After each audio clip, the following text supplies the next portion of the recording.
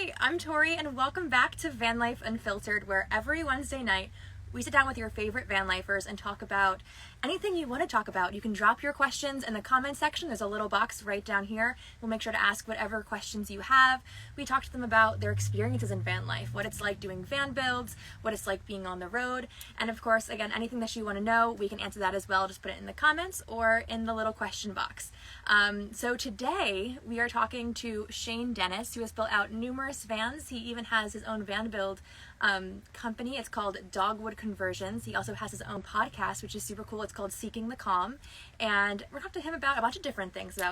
He's built out so many different vans. He also just started a YouTube channel, so we're talking about that a little bit. What's up? Not much. How are you? I'm glad we figured this out and we got you in. Yeah, thanks for having me. Yeah, of course. So, how have you been today? Where are you now? Right now I'm in a hotel because my dog was having some health issues, so her recovery was more conclusive in here rather than a van. She can't really walk right now, so I'm like living the dream right now in like this fancy hotel. It is nice. It's unfortunate, the reasoning behind it. It's unfortunate, but Yeah. how is she? How long has it been that she's been sick, and how is she doing? Friday she got sick, and she's doing a lot better now, so I'm getting back on the road in the morning. That's good. Yeah, how was your day? Nothing too crazy. Just the usual. I'm at Walmart, just kind of running around, doing work stuff, but nothing too crazy. Though I get to be in a hotel next week, which Nice. it's like a weird luxury where it's like I wouldn't want to like live in that kind of situation, but every once in a while it's nice to just have all the fancy things. Yeah, especially the showers. Yes, especially the showers. Yeah, I lived in Vermont last winter, and the showers at the Planet Fitness that I went to were freezing cold, and every day they were freezing cold, and it's a luxury. That's what I hear about Planet Fitness showers, is that they're cold. The one I went to when I lived in Salem, Massachusetts was actually really great, and it was once you've not had the hot shower, like once you have it again, you really appreciate it. Yeah. But I feel like it has been a hit and a miss with different ones of whether or not they're going to be freezing cold or not. Yeah. But do you use Planet Fitness, or do you do something else? I had Anytime Fitness for a while, like my first year in van life, but now I just kind of rough it. That's fair. So in your first van it had a shower, but your current van doesn't have a shower, right? My first one did not. I don't think I've ever had a shower in my own personal van.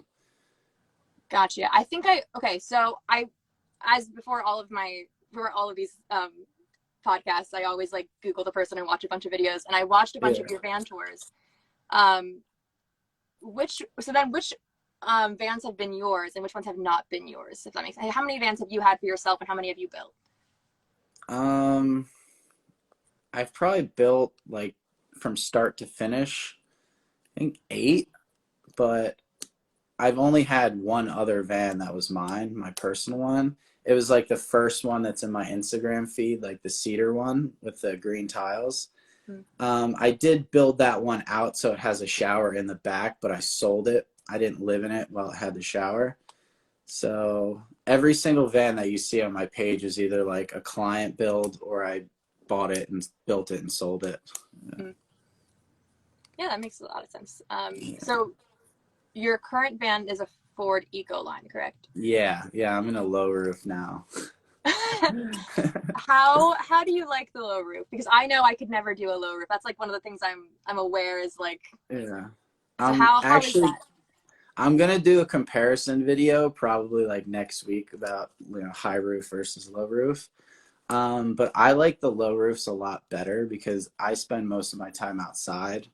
So even if I roll up somewhere, I'm like sitting outside on a chair or near a campfire or something. I'm not in the van. So the low roof kind of makes sense for me, and it's a lot cheaper. Yeah, that's why when I'm looking at what I'm going to do for my next van build, I was like, if I get a low roof, I could save like $10,000. Yeah. I'm like, it's just, I know I would feel like cramped in it, and I have a small business, so I'm walking around making things for it, and I'm like, I don't know if I could do that in a low roof. So But Yeah, I mean, $10,000.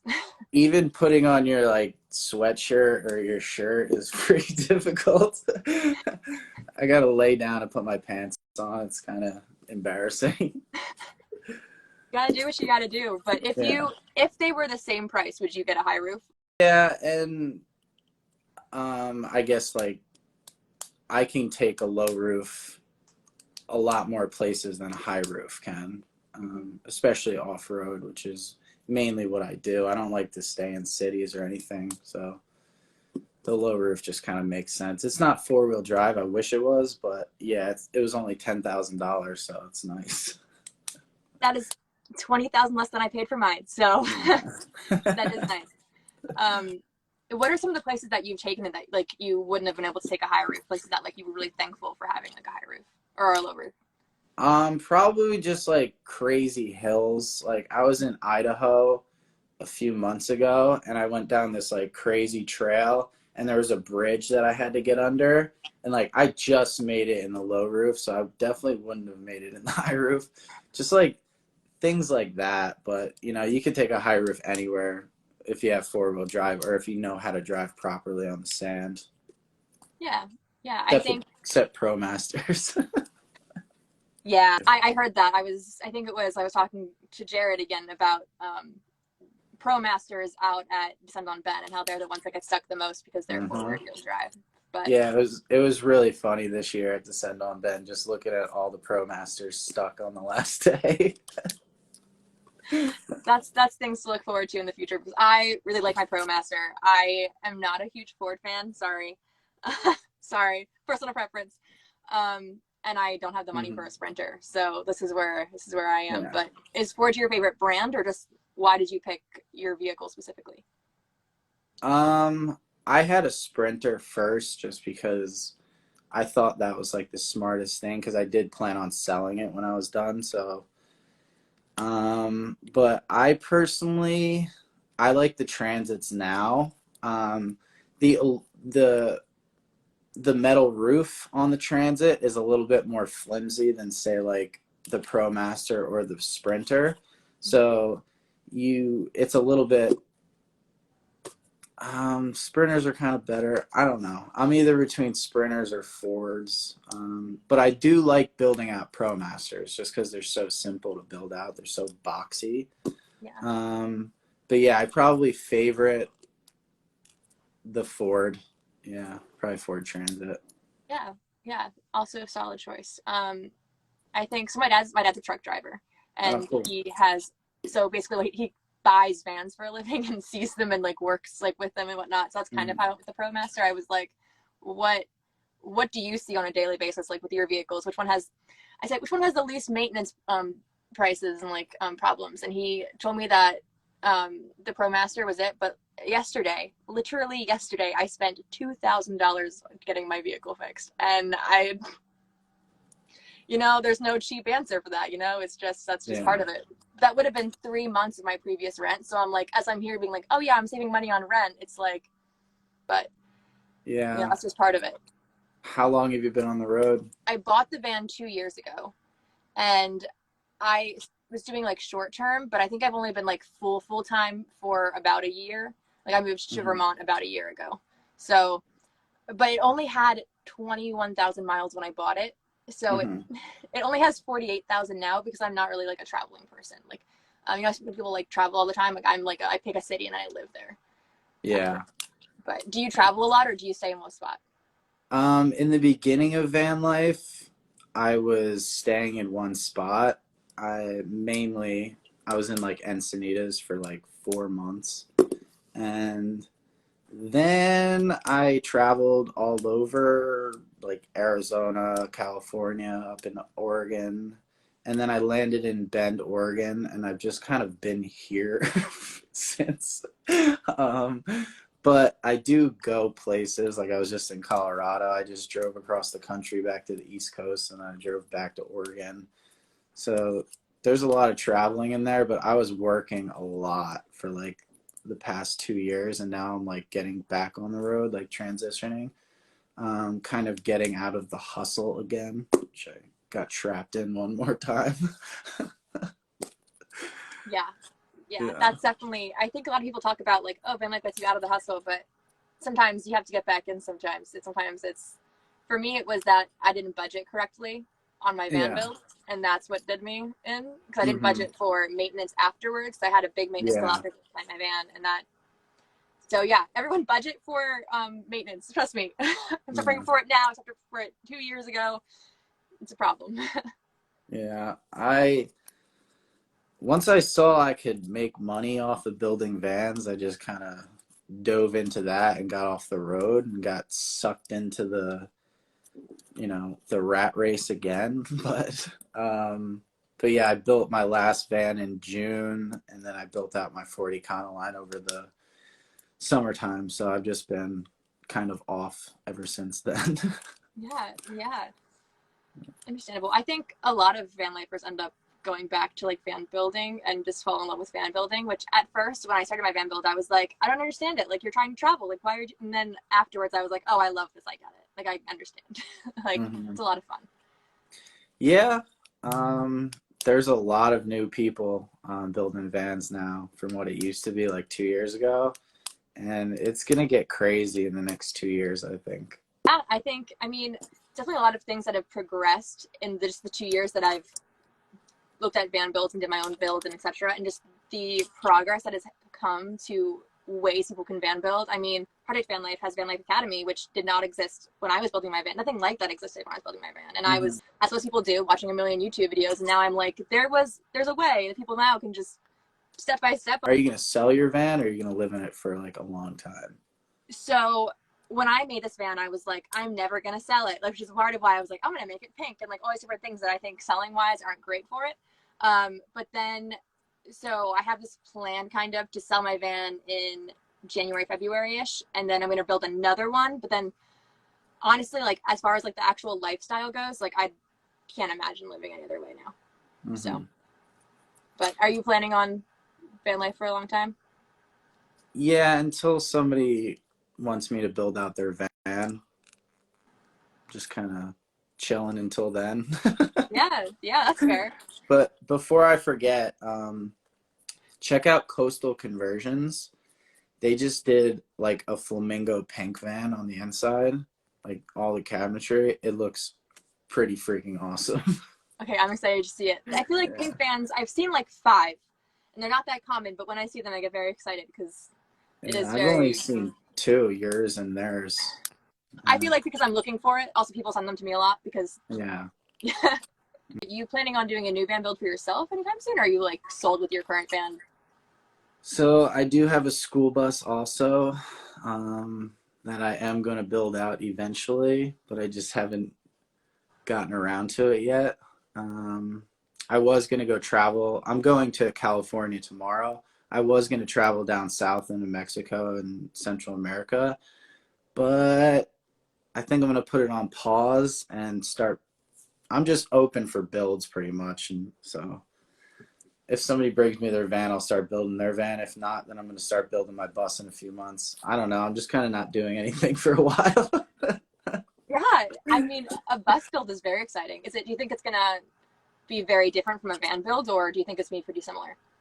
Yeah, I've partaken in like two or three different bus builds.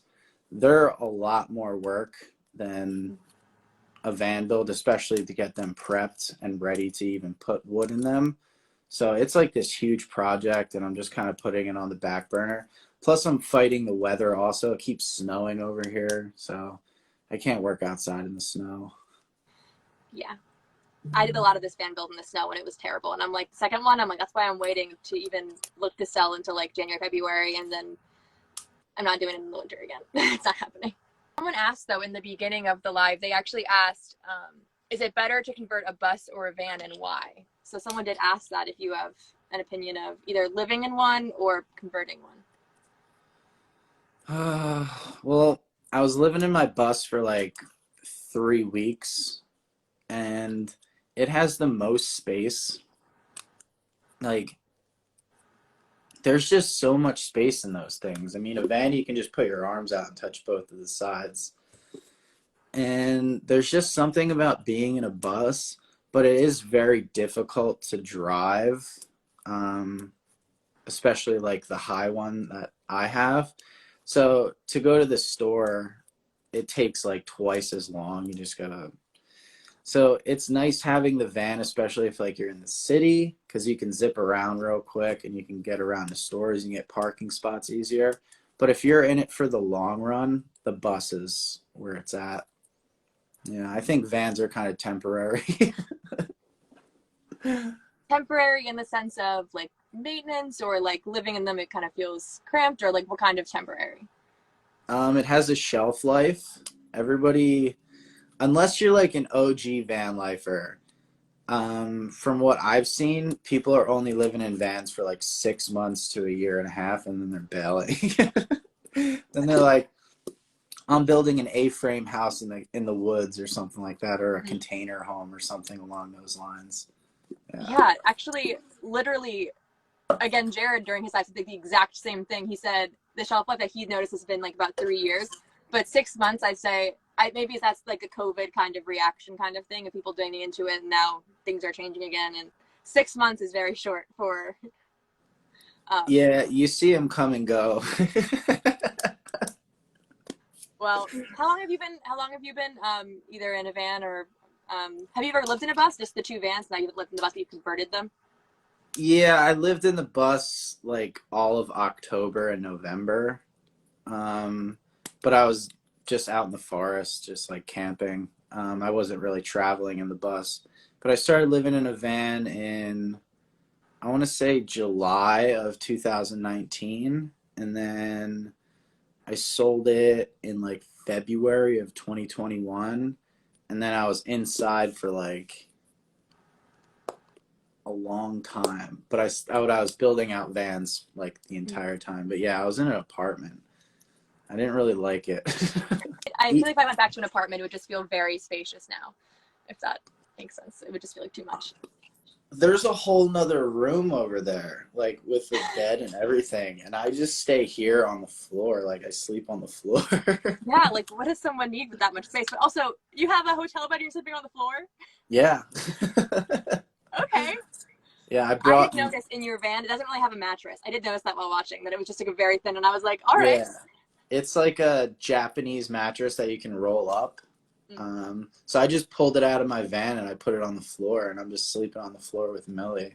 So I don't like beds. Like I like hard surfaces. Yeah. Preferences. I've got different preferences. So, two things. One, Jared said hi. So he's here. Jared. I mentioned his live like 3 times. So, hey, Jared. Second, someone wanted to ask, do you need mechanical experience to own a bus, and where would you get one serviced? Yeah. So I got a huge kick in the face living in my bus in October and November because it actually broke down on me. And I was in a really sketchy place in the woods, and no mechanic or tow truck would even come out to me. So I was basically forced to learn how to fix my bus. And you have to be, you have to know some kind of mechanical skills to own a bus, or at least somebody that you know that you can call and be like, hey, what's this noise? Hey, what do I do here? Because even getting an oil change, um, I don't even know how much that would cost going to a mechanic. It would probably cost like hundreds of dollars. I got an oil change in my Sprinter van, and it was like $250 to $300. I could For an oil imagine, change? yeah, for a diesel. Oh, for diesel. Okay. Yeah, I could only imagine what it's like for a bus. It's probably like $500. Yeah. So those kind of things you got to learn how to do on your own. And yeah, the only thing you can't do is like change your own tire and stuff. You got to get someone to come out those because they need those big like things. Do you think so I've been actually like learning maintenance on my ProMaster, and I've been watching a lot of YouTube and a lot of things online. Do you think there's a lot of YouTube and whatnot for bus maintenance as well, or do you think that's something that like is difficult to learn? There are, but there's not as many. And to find the one that's like your specific bus is like really tough. So it's not as evolved as van life is. Like you can type in max airfan and you can find a million videos, but if you type in like how to change a fuel filter on a Thomas CE 200, you're gonna be like scrolling, like trying to find like the right one for a while. Yeah. Yeah. Do you think so? I know you were saying earlier that you think bus life has more perks than van life. Do you think that maintenance issue, like the maintenance problems, you think that kind of weighs that down a bit, or do you think it's worth it? Um, yeah, definitely worth it. You just have to keep up on your stuff. You have to change all your filters like every few years. There's a bunch of like stuff that I don't even know about yet, that like you have to maintain on the bus, but it makes it so much worth it. Like in the end, when you like fix your bus and you're living in it, it's like the coolest feeling ever. Rather than taking it to a mechanic and a mechanic charging you thousands of dollars for something that you could have done for like $200 or $300. Like, Yeah. I yeah. have absolutely been experiencing that. Actually, I'm working on a series right now and actually writing an ebook for Project Van Life about how to do maintenance, like Mm-hmm. monthly, bi-week, or annually, all these different things of how to take care of your vehicle. Because I Yeah. didn't really know that because like no one really teaches you that, unfortunately. No. And when I went back to get like my car when took it into a repairman and had them work on it, and I was actually talking to them about things and I understood what I was saying, and I was like, they can't really pull things over on me because I know what I'm saying now. Like I feel confident that they're not just Yeah. being like, oh, like here's the price. And it really is both empowering and really nice that like if I was in a situation where like, I'm out somewhere, I have to look at something in my vehicle, I know what different parts are now. I Yeah. know how things operate a bit more. I'm not like a mechanic, but I mean, I know where different pieces are that are really important that could be really beneficial in the future. And I mean, I learned Yeah. to do an oil change. Let me tell you, it looks a lot easier on social media, people post videos of it than actually doing it. I think next time I could do it a lot better, but the first Yeah. time was a real struggle. You could do an oil change in like 20 minutes easy. You just need to like have it all set up and like pull the plug, filter. It's like so simple. My problem was that I couldn't get anything off. So I'm there with like Yeah. the freaking like wrench and I just can't get it off. And like I don't have the arm strength and I didn't jack up the vehicle because I don't have anything to jack it up Yeah. with and I'm not going to buy something and keep it in my van. So I Yeah. just couldn't get it. So I went to a mechanic and I had them loosen it for me and I went Yeah. back and then I couldn't loosen it again. I still couldn't get it off after they loosened it. And I was like, Yeah. that was my problem. So, but someone taught me that there are like quick disconnect like pieces you can get for it so that I can next time I can avoid that problem. So Yeah. it's just kind of you do it and you learn and you get better and Yeah. you over time. So And having the right tools is important too. Like I have a little wrench for my oil filter if it's too tight. I got a big breaker bar for my socket set, so it's like you don't have to go to the mechanic for him to do it. Just like, knowing those things and having those things, but like it's so simple. I didn't know anything about vehicles either until I got on the road. And then my alternator went in like the middle of July in some Walmart parking lot. And I had to Google and like take all these screenshots and like draw maps and like figure out how to change this alternator. But it was pretty simple. yeah, I think right now there's enough resources online that I found. I can't remember the name of the website, but I was using one website in particular all week, like learning things, and just people are really thorough now online for free to teach you how to do things, which is really Mm-hmm. nice. But oh, Jared asked, is hashtag van life helping or hurting our community? It's kind of hurting it. Yeah. There's been a huge change in van life in the past like year, and it's just not the same anymore, especially like the meetups and everything. It's like one big high school competition, who's the coolest, who has the most followers, and it's just not what it was two or 3 years ago. Now it's just like people are doing it just to gain a following now. Do you think there's anything that could be done to either reverse that or to make it less prevalent?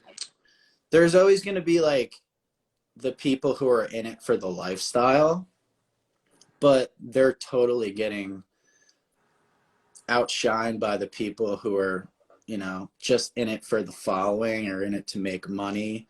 Most people who started van life, they would get out on the road and then build their following as they're on the road. But like now people are like literally sitting in their dad's driveways, like building a massive following so they have an income, and then they're getting out on the road, which is smart. but that's not why I got into it. That's not why all my friends got into it. Yeah, it was purely for the lifestyle, but now it's like for the money, I get to travel and make money off social media, kind of like a flex. So. Yeah, yeah. I mean, I will say I do regret, like, I didn't film like any of my van builds. And I'm like, I look back on that and I'm like, why? But I enjoy my van build greatly. And I think it was because I didn't film it, because I was just genuinely hanging out in here and building and learning and just enjoying. I think that's really hard for me to do when I am filming all the time. Yeah. But yeah, I get that. I think it's really difficult when social media can fuel and feed and like give people the ability to pay to travel. It's hard to kind of decipher like keeping the travel authentic when, by posting it on social media, you can find a way to be able to afford it. I could see why people are going that route, but yeah, like what you're saying earlier, there's like the 6-month thing, people being in vans is becoming shorter and shorter. So yeah. I mean, I get it. I'm not against it, but it's, when you're hanging out with a bunch of people and like everybody's just all about tagging and growing a following, and like it was so different before. Yeah, I guess I didn't notice it because I was in an apartment for so long and I wasn't going to the followings, I wasn't going to the meetups. But then when I got back into them, I was like, what is this? That's fair. That's fair. I will say, I think it's happening across not just van life, but like in a lot of niches. Like, yeah, I'm seeing it everywhere. So someone has asked a few times now the question that everyone wants to know, and that I feel like we answer on every single live, and I answer at least. Well, I don't answer it anymore because I answered so many times. We want to know, where do you go to the bathroom? The question all van lifers get every day.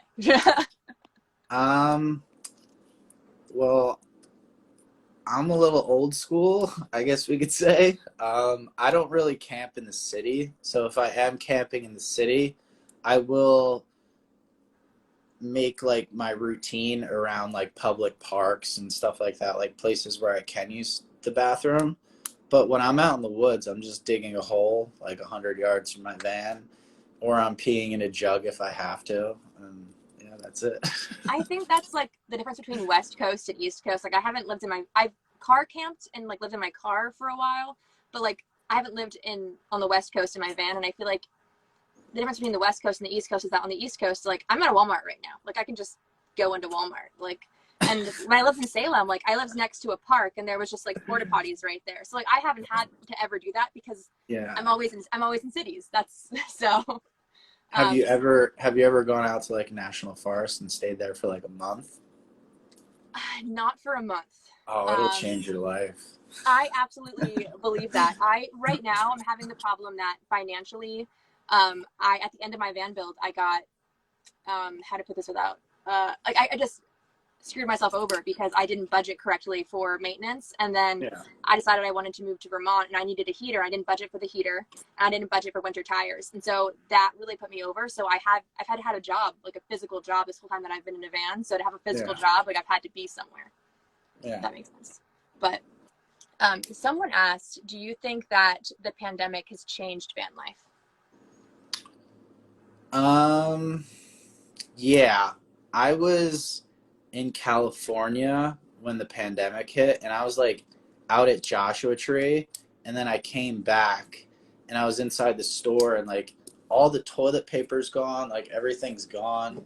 And I'm like, what is going on? Because like I don't watch TV or know anything. And then I started talking about this virus, and literally I was with like a group of 10 people. Everybody went home. Everybody left. Everyone literally tucked tail and went back to their houses, back to their families. And like there's a few people that stayed on the road. But it gave people an opportunity to get into van life also. Like that's when TikTok blew up in like the early 2020, and that's where we got a massive wave of van lifers. But it wasn't like they were hanging out with each other because, you know, COVID was happening, they weren't traveling and all that stuff. It's not, it was like if you pulled up to the beach in San Diego 2 years ago, I don't know what it's like now, but there was like 50 to 100 vans and van lifers, and then everybody just kind of scattered and went about. I don't know what they're doing now, actually. I don't know if they hang out. but, um, but yeah, definitely it changed it a little bit, but not too crazy. Yeah, but I noticed a difference.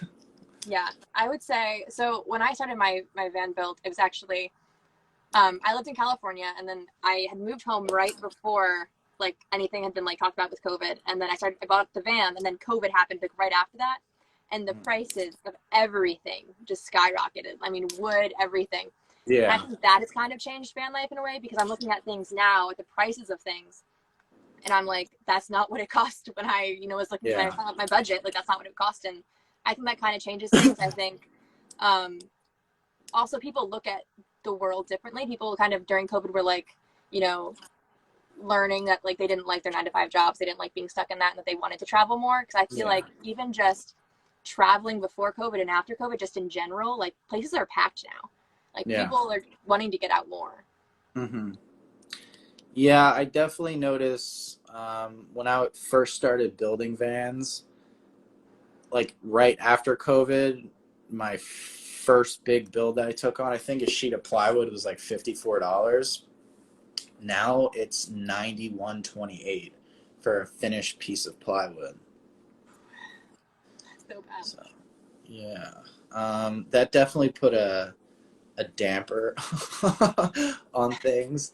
And then there was like this big wave of like kids building these like 250,000 dollar vans and then selling them.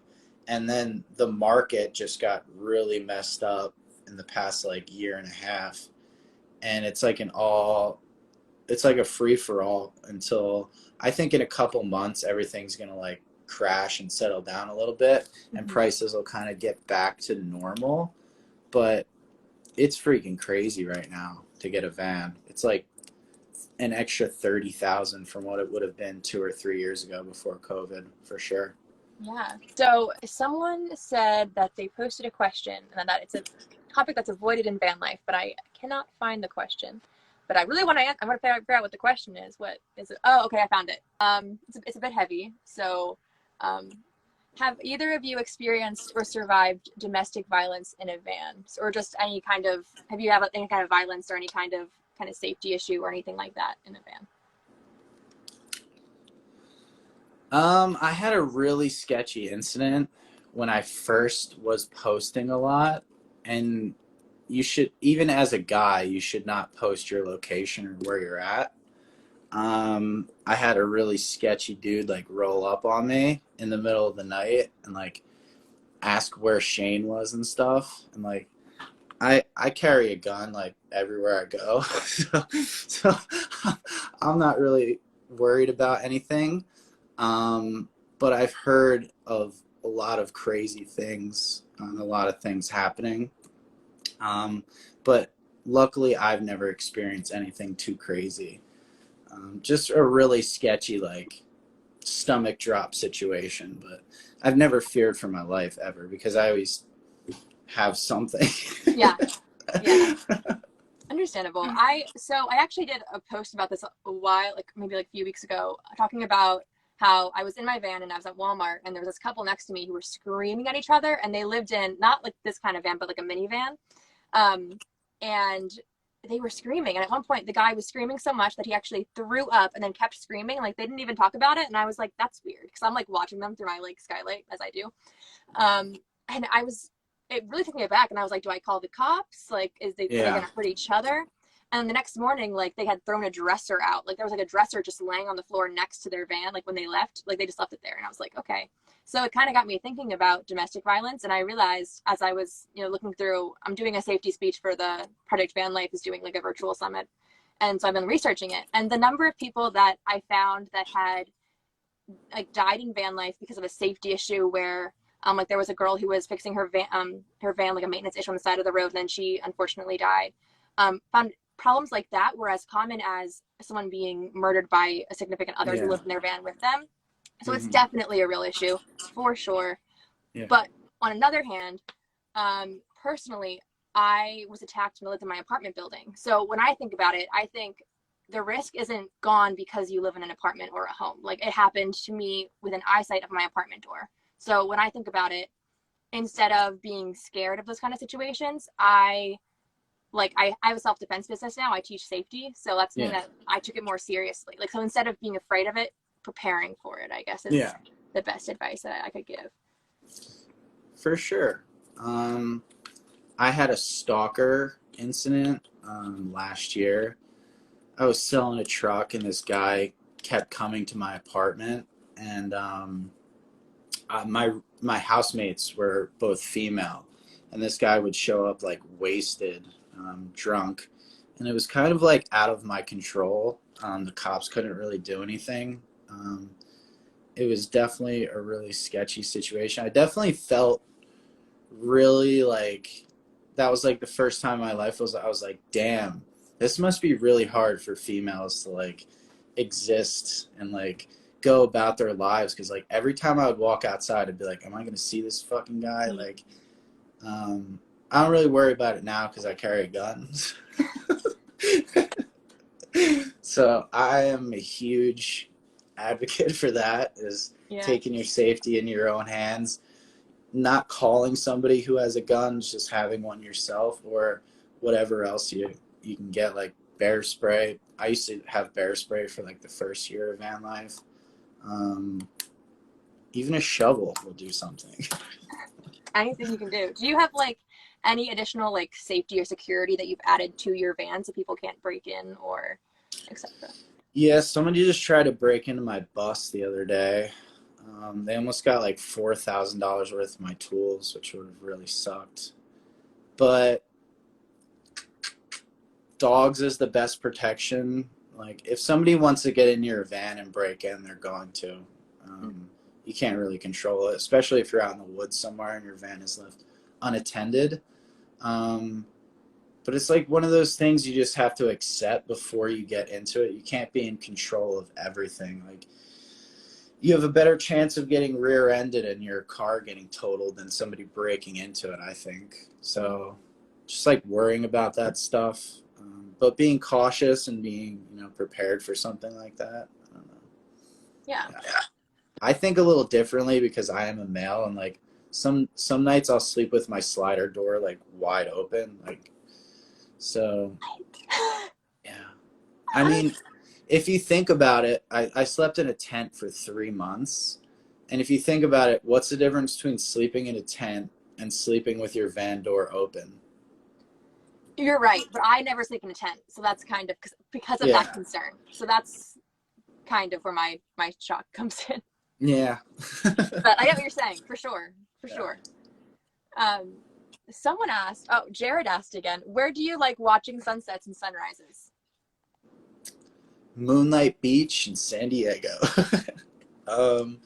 I can't really see the sunsets in Bend because of all the trees, especially when you're out in the forest, so that kind of sucks. But yeah, best sunsets were Laguna Beach and San Diego, for sure. Yeah, I don't get many nice sunsets or sunrises because I'm usually in cities, so they're usually a lot of buildings. But someone asked, it's a two-part question. Do you pick up hitchhikers? Have you ever picked up a hitchhiker? Yeah? Yeah. So I'm like big on picking up, like, because some people may be walking across America. There's a lot of through hikers here in Bend. So if like I see someone with a pack and I'm like going out to like the mountain or something, Absolutely, I'll pick them up. But I have had sketchy encounters. So would I tell people to pick up hitchhikers? Absolutely not. But if you're a capable person and you can, you can read situations, then I would say, and especially in like Oregon, when like half of the people are hikers, half of the people are just, so it's not that sketchy. But I did pick up one guy.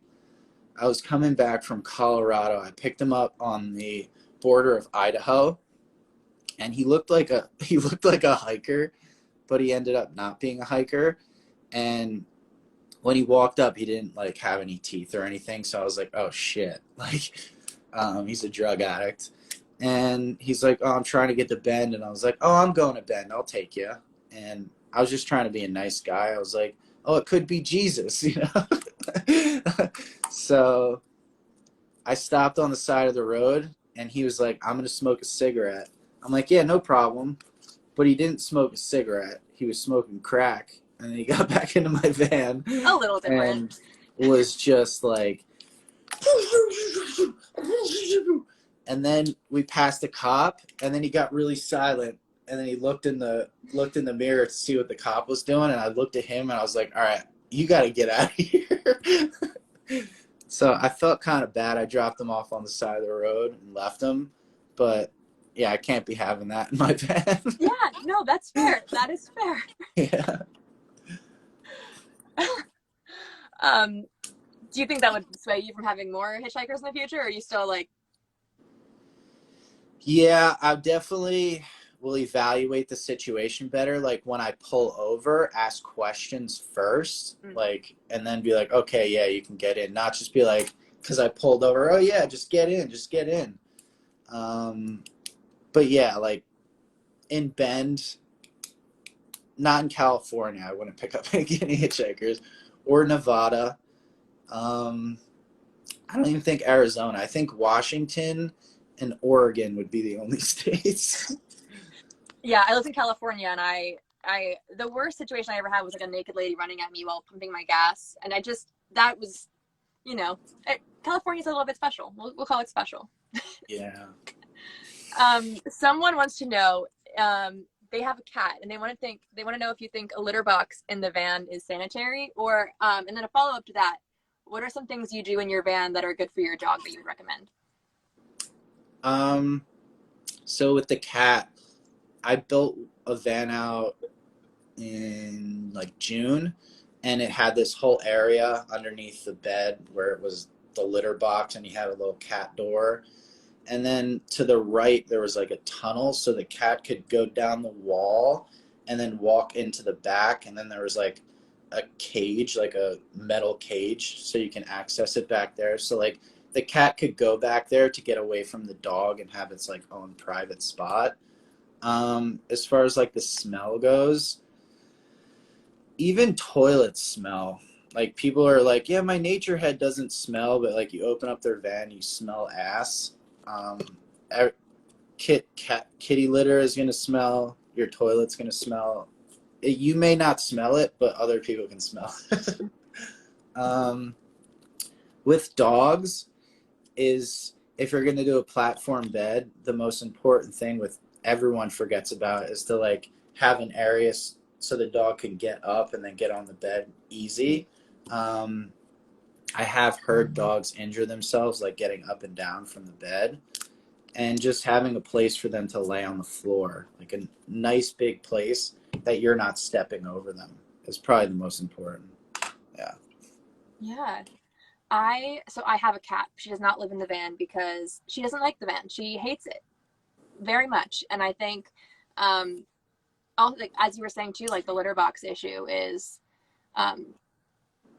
I think also having a dog, the protection is absolutely, like you were saying earlier, protection is, number one. Yeah. But I think it works better if you're probably living, like you were saying, like a national forest than in a city. Have you ever been in a city with your dog? Then is that very different? Yeah. I don't like it for that fact. Especially California, the sidewalks are all dirty and have dog shit everywhere. It doesn't rain a lot, so all the grass is like pee soaked. But then you go out into the forest and you just open up the door and let them do whatever they want. Someone asked, do you pay taxes living in a van? Of course. It's the number one way to evade taxes living in, no, that'd be nice though. Yeah. People, I'm sure a lot more people would live in vans. But Yeah. there are like the groups of, because there's a big difference between the homeless population out here and like the actual van lifers. There are people living in RVs and vans and stuff that aren't a part of the hashtag van life that are really homeless. And most of them honestly are just living out there so they can do drugs and they don't have to pay taxes and just stay away from the government. And yeah. I would love, so a big thing that I've noticed since I've only been posting on social media about van life for like 3 months, but that I've noticed since then is that a lot of people will say to me like, oh, you're homeless. What for you would be how you would define the difference between homeless and van life?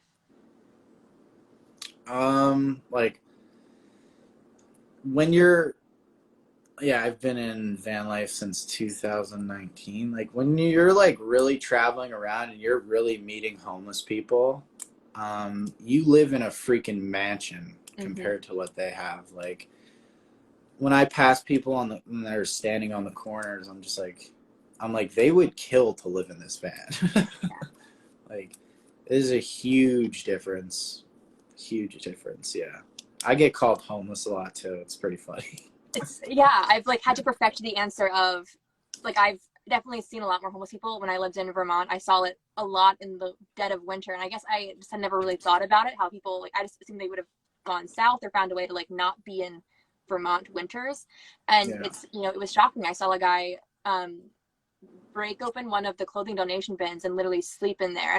And now then people are calling me homeless all the time. I'm like, you know, this is amazing. Like, I have a fridge, I have a heater. Like, they had none of that. And so I just like it. I think it's really harmful for people who are homeless when people say that this is homelessness, because this is not anywhere close to that. Yeah, and the van life community honestly is making that life more difficult for people who are homeless. Because if like you roll up to like we'll give Phil's Trailhead, we'll make that an example. That's like a really popular like trailhead here in Bend that all the van lifers go and congregate at. They'll live there for like 4 or 5 months at a time, but like the homeless people that were living back there can't live back there now because of all the van lifers that are coming and going and taking all the spots.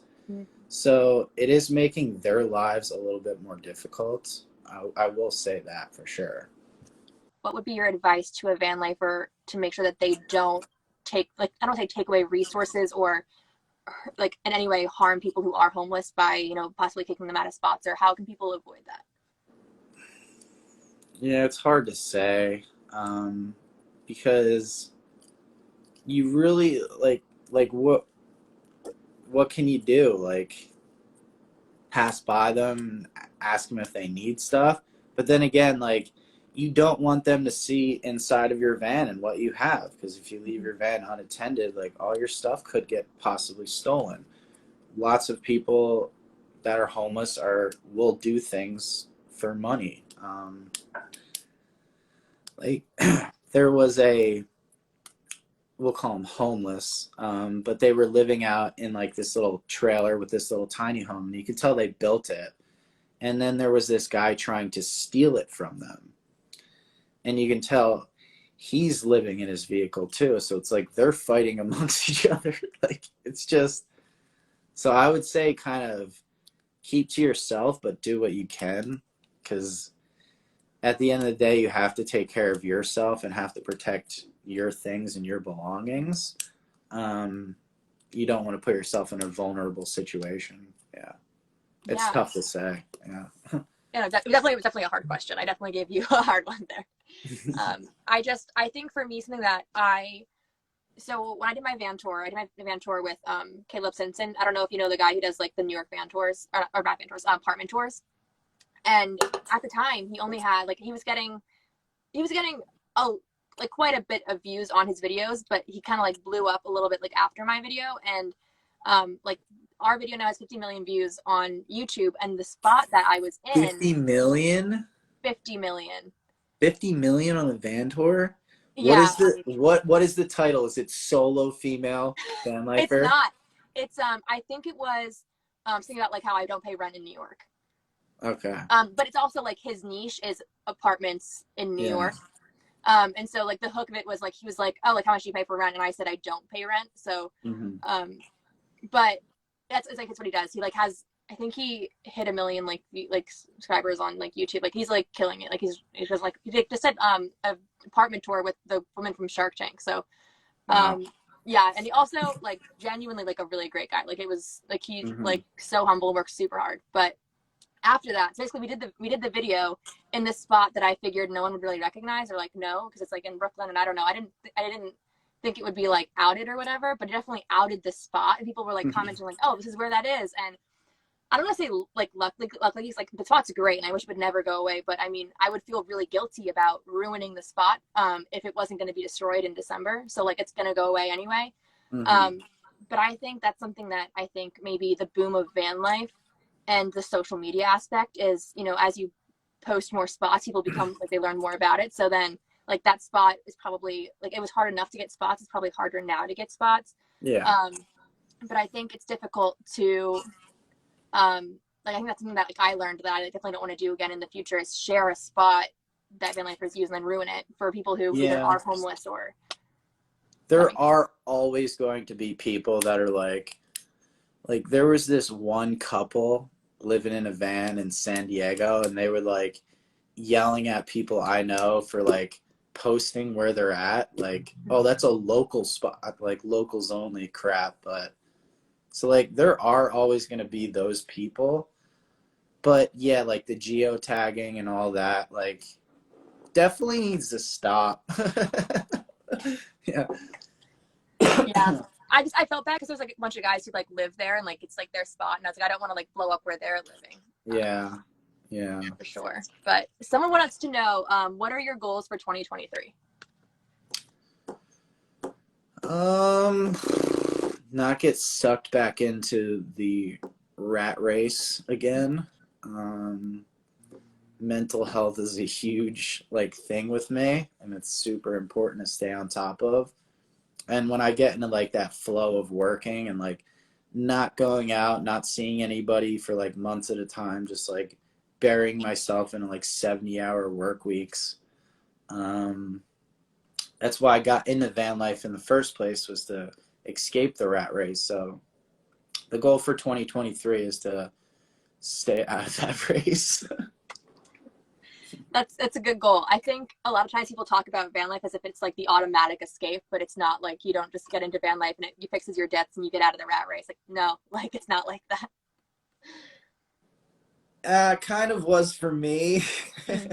Mm, So I like sold the house and like was able to pay off all my debt and everything. mm. Then I got into van life, but then I just got like so overwhelmed with everything, and it just like brought me back into that same frame that I was in, like hustling, like wanting to grow, wanting to be bigger, and yeah, definitely not for me. Yeah, I think that's an easy thing to get like sucked into or to focus on, and then, but I think also like there's a balance of it. You know, it's like I want to be able to enjoy travel and just have like the peace of it, but also like Yeah. you know I do have goals and things that I want to do, and like that does take you know hustling and working on them. Yeah. And so balance is the hard part.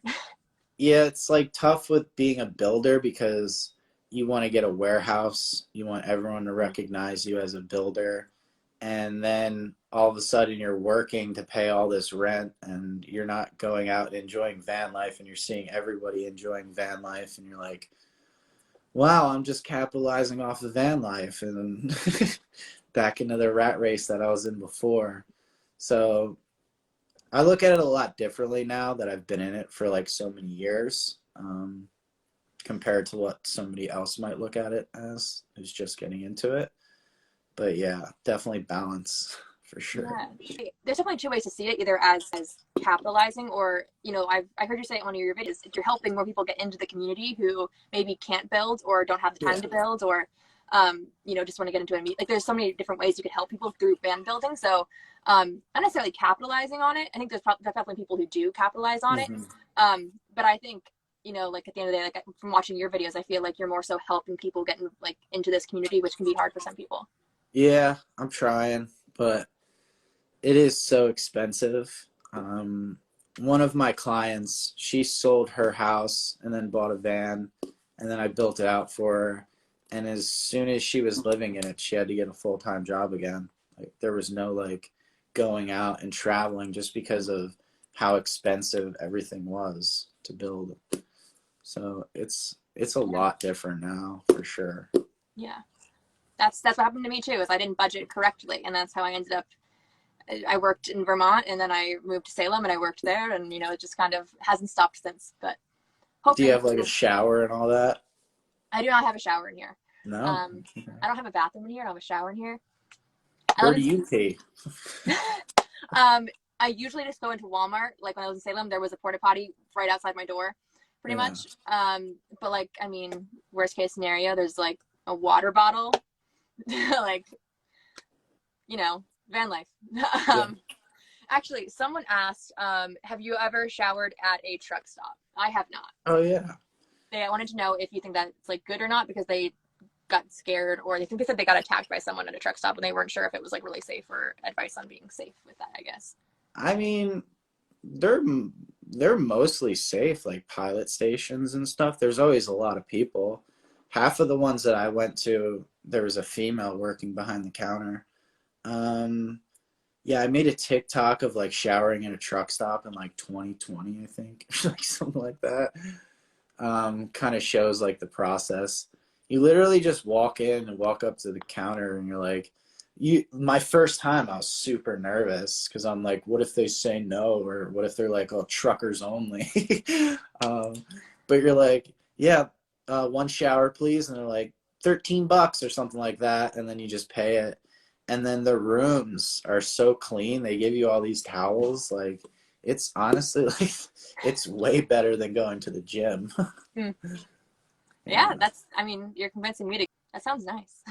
Yeah, I remember driving from New Jersey to Florida, and I was at a truck stop, and they like said it over the speaker. They're like, your shower's ready. And I was like, they have showers at truck stops? Like I didn't even know they existed. But like now I'm thinking about it, if I'm like even doing a drive like for like a day or two, like I'll stop at a truck stop 100% just to use it, even if I don't need to. Like it's just such a luxury. That makes sense, honestly. Any luxury you can get when like living in a van, I feel like it just makes it feel easier. Like it feels, even just getting out of your van sometimes, like being in your van too much, you just can't do. I know you said that you often aren't in your van, which is why the low roof works, but I feel like I have a high roof in here. I've got so many things, like I could just stay in here and I would have no problem, but sometimes getting out is healthy. Yeah. I for the month of November, I only showered once. And then for being in here the past 5 nights with Millie, I literally shower like 3 times a day. I'll just like wake up in the middle of the night, like 2 or 4 o'clock in the morning, and I'll just go take a steaming hot shower just because I can. Like I feel rich.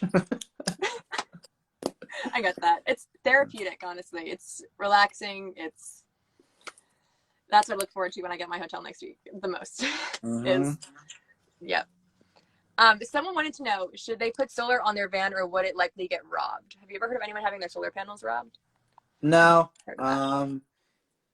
Especially if you got them glued down or screwed down, like it would be really difficult for somebody to get up there.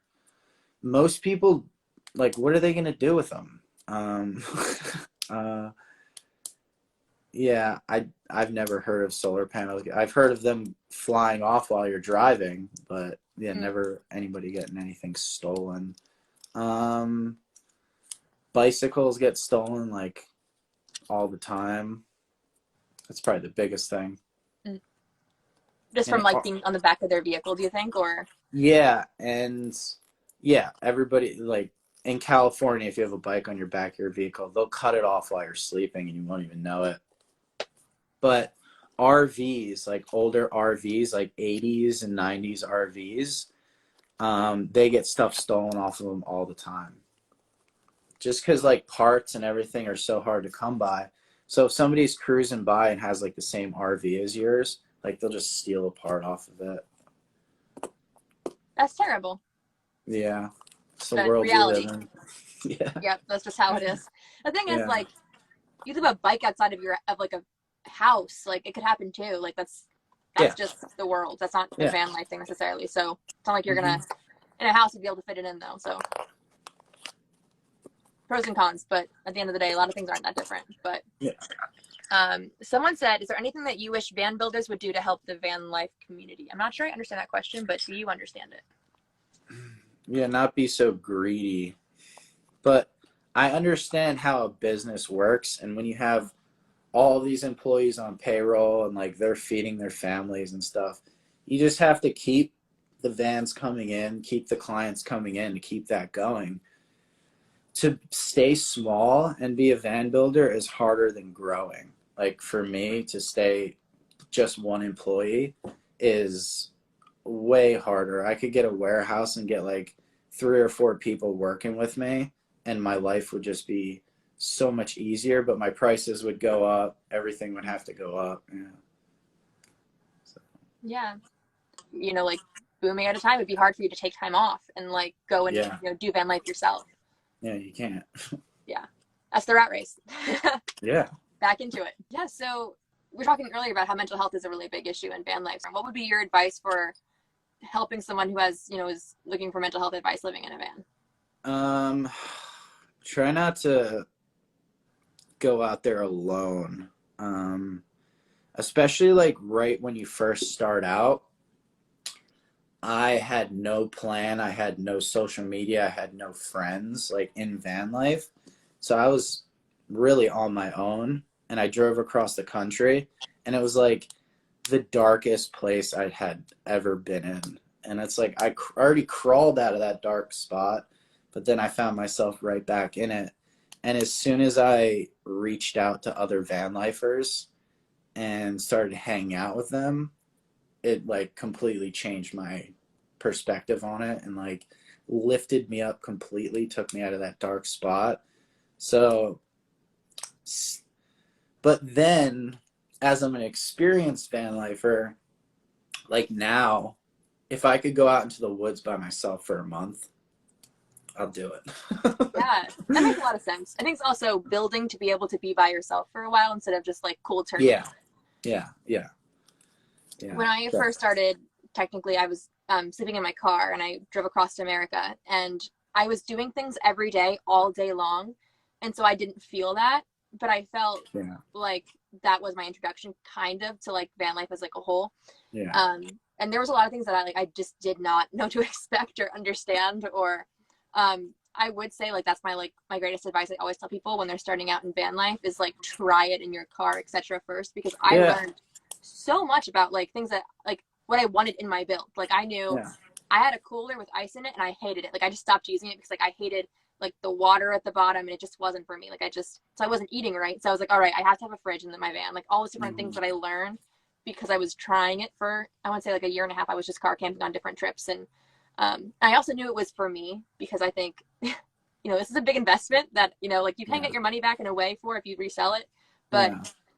it can be a lot. What would be like your advice that you would give to someone who's like looking to start or like looking how to if it's for The them? biggest advice like that I give is like if you don't have a van and you have a car or you have a vehicle, go trade it in and get a van. Like even if you're not going to live in it, go get the ProMaster, go get the 133 or the 159, go get the Ford Transit, trade in your truck for it, trade in your car for it.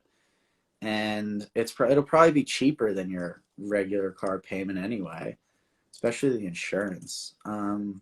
And then just drive that around.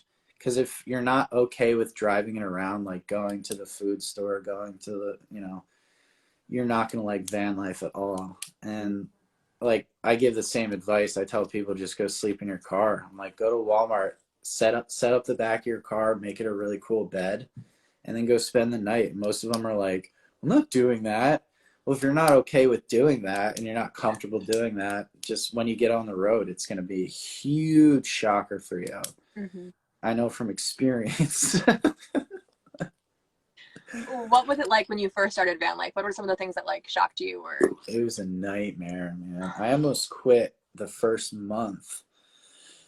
I was driving across the country and it was like I was going through like West Virginia and like everything is fast food, so I'm not like eating my normal diet. My water ran out. I didn't know how to get water anywhere. My solar wasn't working, so I couldn't like use my water pump to like wash my dishes or anything. Then I go stay at a Walmart in like Phoenix, I want to say, and these kids surrounded my van in the middle of the night and just started banging on it. Fuckers, man. It was funny. Like when I noticed that it was kids, I was like, oh, ha ha. But like, I literally shit my pants. And then I heard like the car screech off and like the bass music going and stuff. And I was like, oh, damn kids. But it was not fun. Yeah, yeah, absolutely. Have you ever gotten like a knock on your van from a police officer? Not a police officer, but from a security guard because I was staying in the gym parking lot, which I knew I wasn't supposed to, but I was just like, fuck it, I'm just gonna try it. And you know, No. he's like, just park on the street. I was like, all right. Yeah, I think I've had it 3 times, and they've always just been so nice and been like, "Oh, just go over there," and I'm like, "Okay." But the first time, and I tell this story way too often, but is when he knocked on my door, and then he was wearing cameras like everywhere, and like, well, actually, before that, a tow truck. I was sleeping, and a tow truck picked up my car and like was going to tow me away, like in my sleep, and I like rushed to the front, and he's like wearing cameras everywhere, and there's like a police like car, and it just looked like chaos outside. And then Yeah. I'm like, hey, like, what's going on? And like 2 people had overdosed in the parking lot across the side of the parking lot. And I slept through it because I was wearing headphones because I was dumb. So like there was police there and everything. And I just never sleep with headphones on is the thing that I learned that night. Yeah. Ever. You live and you learn the hard way. That's kind of funny though. It was Van's crazy. getting towed while you're in it. You start lifting up in your sleep. Like, yeah. It's got to be legal. it is illegal. It definitely is. You have to knock first. You have to make sure like no one's in. You have to like Yeah. But I saw in one of your videos you said that you were building out your van in like a national forest. Was that like, really hard with like just using solar to power your tools? How are you getting materials all the way out there? Yeah. I've built 2 vehicles out of the national forest. The first one, yeah, I was using only battery operated tools and I was charging it off my solar with like a little 1,000-watt inverter too. And it was just destroying my batteries, but I got the build done. I yeah, I just like working like that. I had a generator on my last build, so I would just, run the generator to power all my tools and my saws and everything. And I was just in the middle of the forest doing my thing. That's a vibe, honestly. That sounds great. Yeah. It's kind of frowned upon by like the sheriffs and stuff. They were giving me shit. But yeah, you don't have to pay $3,000 a month to work somewhere. Yeah. Yeah, that's definitely a perk. I am very lucky I built it out in my parents' driveway and they allowed me to do that and I used their tools and Yeah. I was very lucky to be able to do that. But I mean, there's plenty of people who, are going into van life because they're kicked out of their apartment or whatnot. And I can't imagine building in like either like I've seen people build in like Home Depot parking lots and I'm like, that's just so bold to me. Like I'm too awkward. Like I'd be like, I don't want people looking at me. Like Yeah, I've taken a saw to some things out in the parking lot before. Once you get used to it, it's not a big deal. that's fair. It's so different over here in the Pacific Northwest though versus the East Coast. Like I pulled over into a parking lot the other day and did my oil change. Just a random parking lot. I just got out, laid on the ground, was doing my thing, letting the oil come out, and then I just finished up and I started my vehicle and I left. Like if that was on the East Coast, at least like a cop or like somebody would come by and be like, "What are you doing?" Yeah. Yeah, that's definitely a big reason I want to get out to the West Coast. It's definitely people are Yeah. more chill. But I mean, that's if when you're living in a van, you gotta change your oil. Like there's not much of an option. Like you either do it in the middle of I go to like a park. It's where um Yeah, I was gonna do it at Walmart, but there was way too many people around, like mhm. way too many van lifers. I was like, I'm not doing this here. I don't need everyone to watch me do my oil change. Yeah, Yeah. They're gonna be asking me to do theirs after. it's true. It definitely would happen. Someone wanted to know when applying for jobs, what would you put down for an address? Wherever your vehicle's registered. When I sold my house, I changed my ID to my father's residence. And if I was going to get a job in like California, that's what I would put down. Like most employers aren't going to care. Yeah. You'd be like, I'm just living in my van, but this is my address. So. Do you tell your employer that you're living in your van or no? I never tell them. I've been my own employer for 3 years now. That's fair. Yeah. So, but if I had to, I would tell him because I would ask him if I could park in the parking lot like some nights and stuff. I worked at Ben and Jerry's, and I worked at like the Ben and Jerry's, like the original factory up in Vermont, like making ice cream and stuff. And it was a great job. I loved it. But one night, I was like, I'm not going to sleep here because I just can tell if they don't want me to, even though it's a 24-hour business. And one night, I just was like, I'm not going to do it. Like, I'm just, people are here all night long. No one's going to care. And I got called into the office the next day, and they were like, you can't stay here. And I was like, all right. Why? Why not? Like, why make me pay to drive 20 minutes to the Walmart every night when you have a perfectly good parking lot and you know me? Like, yeah. I work for minimum wage for you. Like, why are you like? It's probably a liability thing. Yeah, it was very confusing. I was like, I'm not. Yeah. If something happens to you in the parking lot, like they're definitely liable for that. Yeah, it was just a little disappointing because it would have been really nice, especially like in like the bad weather. But yeah, I'm still using my old residence, which probably is not a great idea. I don't know what else I'm gonna do. yeah, how do you get mail? Right now I don't. But if I'm gonna like order a package or something, I just get it sent to UPS or something like that. It's so easy. You don't even have to tell them. You just walk in. You be like, "Yeah, I got a package for blah blah blah," and then just give it to you, and you walk out. Yeah, yeah. I use mostly Amazon, so I just use Amazon lockers most of the time. Yeah, Amazon lockers. I got a PO box for like a month when I was doing my van build because I was ordering so much stuff like Max Air fans and stuff. So I would just go in one day and just like get all my crap, and then I canceled my PO box. Yeah, very smart. Someone wants to know, what is the most difficult part of your build or doing builds, I guess, in your case? Client builds or my own builds? Both. If it's different. So like with my own build is like making up my mind and sticking with one thing instead of changing a million things. And with the client builds, it's definitely biting your tongue with things that you know are going to be an issue in the future, but they really want it. Like I always use my my tattoo on my forearm as an example. My tattoo artist told me not to put it there. He said put it on the inside of your arm so it's not getting destroyed by the sun. Well, the inside of my arm's all nice, and then this side you can't even see what it is because my arm hangs out the window and it just gets destroyed by the sun, so it's all faded now. So like there are certain ways, like certain layouts and certain things that you should do with a van, but people want the shower on this side, they want this on this side, they want that on that side, and you know it's going to be an issue and like you tell them in the beginning, but they still don't listen. And then 3 months down the road, you're getting that text about it, and you're just like, I freaking told you. Yeah. Like, I saw this coming a mile away. Yeah. I think it's a lot of like, oh, I saw this on social media, this looks nice, but I think until you live in a van or like you lived in a car or whatever, like it's hard to really know what's going to work for you and how you live.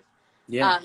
One thing that I saw in a bunch of your videos about how you had the really Instagram looking van in the beginning, and how like your van now is just very much so to what you need and what works for you. And I really liked that, because I feel like in a way I kind of felt that a bit in my build, of being like, oh, this is gonna look, like nice for photos, and it's just like, but how is it going to live? Like, you can't think like that. Like, that's just like mentally will mess with you.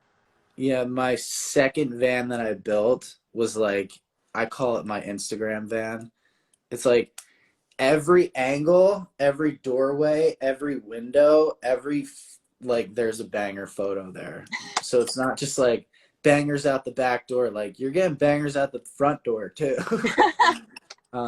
It's just how I designed it, but yeah, that was specifically for Instagram, but now everything is like exactly what I need. Nothing fancy at all. Yeah. You get over it after a while. I think I learned to like get over it very quickly when it came to, I'm new at building and I never used tools before. There are so many mistakes in here, and I'm like, it had to be livable. That's what I needed it to be. Like, you can really, if this is like falling off, who cares? Like, it covers it. I can live in here. It doesn't matter if it's not perfect. And I think that's something that holds a lot of people back from starting their build, is it's like, it has to be perfect so it can look good and like whatnot. And it's just like, no, it just has to be livable. Like, it just has to, like, if you just need a mattress and that's what makes you happy, like, just go for it. Yeah, I can't tell you how many people have put a shower in their van, and then their first couple months living in it, they take it out. Hmm. Like, I'm thinking 3 off the top of my head. It's just, some things aren't necessary. You think they're going to be necessary, but like going to Planet Fitness versus taking a shower in your van, you're going to go to Planet Fitness all day, because you got to get water. You got to have enough power to heat the water. And you're just like, it's like making your own coffee versus like walking down the street and just getting a cup of coffee. It's like, Yeah. you're going to make your life easier, especially when on the road. Yeah. One, it's much more difficult to have that set up, to make the setup, to learn how to do that. And I knew, because I had been car camping, like we were saying earlier, how important it is to, try it out first. It's like, I knew Planet Fitness worked for me. I knew that I have a lot of clothes. I needed a whole closet. And I was like, that works a lot better for me. Like, just, you know yourself and what you have and what you can, because I think also people are always like, oh, I'm going to become a minimalist and I'm going to like get rid of all my stuff. And it's like, I didn't get rid of a lot of things. I definitely don't buy as much, because I'm like, I don't know where I'm going to put this. But like, I still have plenty of stuff. Like, I have like 20 books right there that like, I haven't picked up a book in like 2 months. Like, I'm not a minimalist. I do live in a van though. Like, those aren't the same thing. I used to collect Vans, like the shoes. And in my house, I had like a 10 by 10 closet with like a shelf with like 40, 50 pairs of Vans, like all displayed with like lights and everything. I was really into my Vans. And then when I moved into a van, I put all of the Vans in bags, and then I put them in storage. And I'm literally like, I have like 2 brand new pairs here. So I'm like, I haven't had to buy shoes in like 3 years, but like, yeah, you find out quick what you need and what you don't need in life when you move into a van. Yeah, so true. So true. Is there anything that you thought you needed when you first moved into a van that you were like surprised you didn't, or like regret having had to carry with you at first because you were traveling? My first van was pretty minimalist. Like all I had was a sink in there. I didn't have any hot water. I didn't have a shower. I didn't even have a heater. Yeah, this van I have now doesn't even have a heater. It's just really simple. So, How do you stay warm in the winter then without a heater? I've been using the Mr. Buddy heater, which is not great because it doesn't put out dry heat like the diesel heaters and stuff. So like, if you saw my video the other day, I had like a knife and I was like scraping the ice off my, my windows and stuff in the morning. So it gets really cold with the diesel heater or with the Mr. Buddy heater, just because like everything gets wet in there. It's rough. I was sick for like a couple weeks and stuff. Yeah. I would say the price range of a Mr. Buddy heater versus like a Webasto is very large. Yeah. So, Yeah. They're expensive, but they're definitely worth it. I would definitely budget a heater before anything, honestly. yeah. Yeah, I didn't budget one because I was like, I'm not going to live somewhere that's cold, and then I moved to Vermont all winter, so that's part of what messed up my budget. It was the heater, so definitely would agree. Heaters are key. Yeah. Someone wants to know, what would be your ultimate van trip that you'd want to take? So I am going to do it eventually. I'm doing the what are the pan highway or whatever they call it, from Alaska down to Argentina. I was just going to do Oregon down to Ecuador and then back up, but I haven't sold my bus or my van yet, so we're not going to do that. But if my van sells tomorrow, I'm probably just going to grab a 4x4 truck and send it. That would be awesome, for sure. Yeah. Someone wants to know, what is dating like as a van lifer? And do people find it like as a turnoff, they asked. Yeah. So my first year in van life, I ended up in Bend, and I downloaded that one stupid app. What was it? I think it was like Hinge. And I went on a date with a girl, and it was like really annoying getting a shower in before I could go on the date. And then like she was cool at first with it, but then we're like hanging out in my van, and like I could just tell like this life wasn't for her. That's fair. It's not for everyone. It's not for a lot of people. Yeah. Especially like the shower thing. You got to really find somebody who's cool with not showering for a few days. A weird thing to have to ask someone. Yeah, it's not easy, but it's definitely doable. Let's see if anyone has any more questions. Jared asked if you would ever do a tiny home. Yeah. I'm actually talking to my old landlord. She wants a tiny home built, so I'll probably be talking to Jared about that soon. But yeah, I would love to build a tiny home. I built out I renovated my house that I sold. So like I'm familiar with like building, like framing and all that stuff. So I would definitely be down to do a tiny home. I just don't have the money. That is fair. That is fair. Even vans are crazy expensive, so I can't imagine what a tiny home. Yeah, well, you got to have a truck to pull it is like the main thing. And then you got to have the trailer and everything, unless, so it's like, it adds up in the end. Mm-hmm. For sure. It's a lot of fun to build. Yeah, they don't look like a lot of fun to tow, though. That's fair. Ups and downs. Everything has ups and downs, right? Yeah, if you could park it on a property and just leave it there and make money off of it or live in it, that's the way to go. Someone wanted to know, what generator are you using for your van, or what kind of battery system? So I use all Victron equipment, and then the batteries I'm using now are Rely-On batteries, but I typically use Battleborn just because I get like dealer prices on them, so I get them a lot cheaper than the normal person does. I don't work with like Rely-On or any other company. But the generator that I was using for my build was just a regular DeWalt generator that I actually returned after I was done using it, which is kind of like stealing, but Home Depot is charging me $91.28 for a sheet of plywood. So fuck them. They're robbing you first. Yeah. Yeah. So we got to survive out here. Us small businesses, we're just getting swallowed up. So Yeah. Yeah.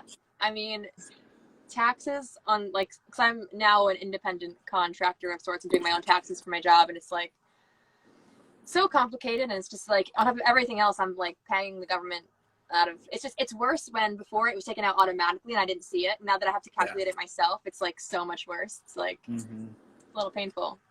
Yeah. Someone asked, is it hard to figure out a place to park the van for a decent price while traveling? So I'm a big like person who will never pay for a camp spot ever. There are people out there who are on social media who have like 50 something thousand followers that are calling themselves VanLifers and that are paying for campsites every night.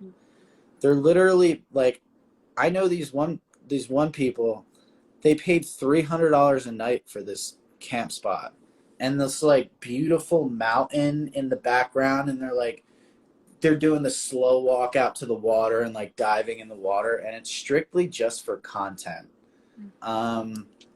So I'm like really big with never paying for campsites, never paying for water either. Is always trying to find free water. Is just trying to live for free. Yeah. The van like, costs enough. I don't want to pay for everything else too. yeah. But if it's like, if you're strictly for social media and making content, like I totally get it. Like people will throw in, so there'd be like a whole group of people that are throwing in for it and they'll all be parked in, the campsite. But yeah, you won't catch me like paying for a campsite ever. I paid for one in two, since like in the 2 years I've had my van for, and it was because I was with a friend and we wanted a campfire and we couldn't find a ring anywhere to be able to have one. So I was like, $30. We really want a fire. So Yeah, it does add up though after a while. So once in every 2 years is fine with me, but that's it. I don't want to pay again. Yeah. Like, and if you like pull up Overlander, well, where I am, and you look at all the campsites and like all the places to park, like you would never pay for a campsite ever again. East Coast is definitely a bit harder. I was in Maine, in like near Acadia National Park, and it was definitely, everything was paid. Like it was just, you had to pay for it or you. Yeah. So we were at Walmart, and then one night we got the campsite when they were visiting me, because I was like, because the Walmart thing really bothered them. I was like, I promise, like it's not that bad. It was just like, they're like, but we're not camping, and I was like, but you don't know because all the doors are closed. What does it matter?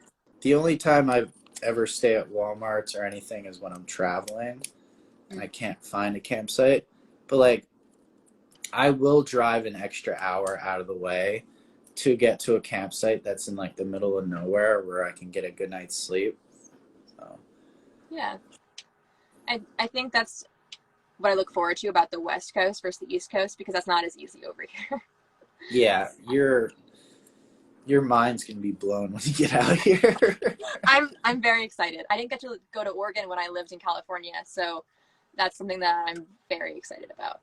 Yeah, like going to the hot springs and like find the closest campsite. Then you guys all wake up super early and then roll up to the hot spring. Like, it's cool. Yeah. Such a cool life. So last month I lived in Salem. I opened the doors, like my side door, which I like never do, and it was like this park, and like the sun was shining right in, and I was like, oh my gosh, this is beautiful. And then I was like, comparison to like West Coast, where you like you know like you actually are, and like I was like, this is just appreciation of, it's usually like the side of a road that's like New York City, like gross. Like, but I'm very excited for the West Coast.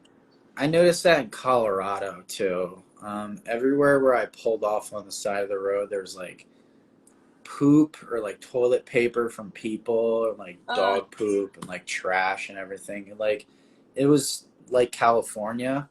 Out in Oregon, you will see it here and there, but for the most part, it's just like forest and clean and beautiful, and like no one's around you. That's very nice. We could call it a night, and I appreciate you coming on and talking and being a part of our series and our podcast. Yeah. And you know, I think people learned a lot of different things, which is awesome. So thank you. Yeah, and I hope your dog gets better. I hope she's. Thanks for having me. Yeah, of course. Yeah, she's sleeping now. She's starting to like walk and get up, but she has like vertigo, so she's constantly falling, and I have to like hold her up when she goes to the bathroom. But I'm sending it down to Joshua Tree. I feel okay saying that because Joshua Tree is absolutely massive, and nobody can find me. so, so That I'm is fair. going down to Joshua Tree for a while, probably for the probably for Christmas, and I'm like setting up a tent for Millie so she can just have her area where she can walk around and we can get her back to full health. Hope you enjoy Joshua Tree and that your dog gets better and that um, hopefully you find someone to buy your van and that all goes well. Yeah, you too. I hope everything goes good with your sale, and I hope you make it out to the West Coast eventually. Me too. Thank you. Thank you. Yeah. Yeah, have a good night. And thank you everyone for joining us and for asking questions. And I think we had a really productive night. Thank you. Yeah, thanks for having me.